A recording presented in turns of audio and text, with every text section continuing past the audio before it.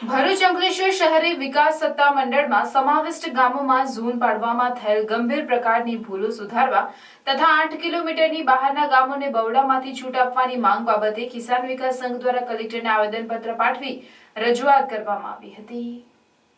ભરૂચ કિસાન વિકાસ સંઘ દ્વારા આજરોજ કલેક્ટરને આવેદનપત્ર પાઠવવામાં આવ્યું, જેમાં જણાવ્યા અનુસાર ભરૂચ અંકલેશ્વર શહેરી વિકાસ સત્તા મંડળમાં ભરૂચ તાલુકાના 44 ગામો, ભરૂચ નગરપાલિકા, અંકલેશ્વર તાલુકાના કુલ 45 ગામો તથા અંકલેશ્વર નગરપાલિકાનો સમાવેશ કરવામાં આવ્યો છે।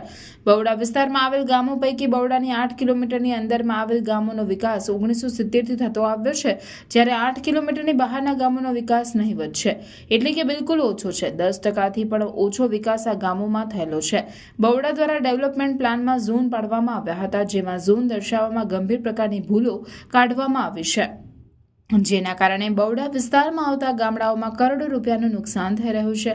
ત્યારે ભરૂચ અંકલેશ્વર શહેરી વિકાસ સત્તા મંડળ ભરૂચમાં સમાવેલા ગામોમાં ઝોન પાડવામાં થયેલ ગંભીર પ્રકારની ભૂલો તાત્કાલિક સુધારવામાં આવે અને 8 કિલોમીટરની બહારના ગામોને મુક્તિ આપવાની માંગ કરી હતી।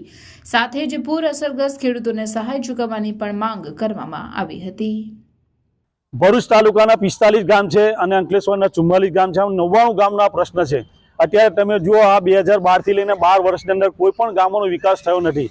કેમ કે જ્યારે 2017 ની અંદર ભરૂચ બોર્ડે શહેરી વિકાસ મંડળને આ દરખાસ્ત કરવા મોકલેલી હતી અને એનો રિવ્યુ પણ ત્યાંથી મોકલ્યો, પણ અહીંયા આવ્યા પછી આ બોર્ડા કચેરી એનો કોઈ પણ જાતનો અમલ કર્યો નથી।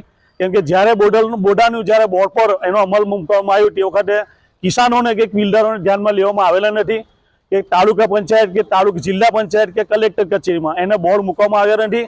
ખરેખર તો આપણે આ લોકોએ રિક્ષા ફેરવવી જોઈએ કે ભાઈ આજે બોર્ડાનો જે વિસ્તાર છે એ વિસ્તારની અંદર રિક્ષા ફેરવીને લોકોને જાણ કરવી જોઈએ।